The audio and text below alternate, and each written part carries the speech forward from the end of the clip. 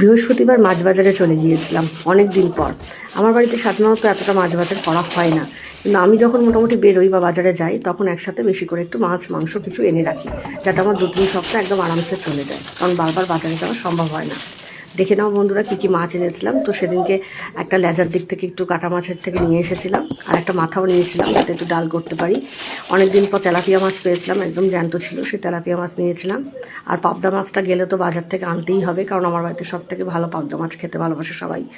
আর তার সাথে অনেক দিন পর, প্রায় বহুদিন পরই বলতে গেলে, মাছের ডিম পেয়েছিলাম। খুব ফ্রেশ মাছের ডিম ছিল, তো মাছের ডিমের বড়া করতে হবে, তো তার জন্য মাছের ডিম নিয়ে এসেছিলাম।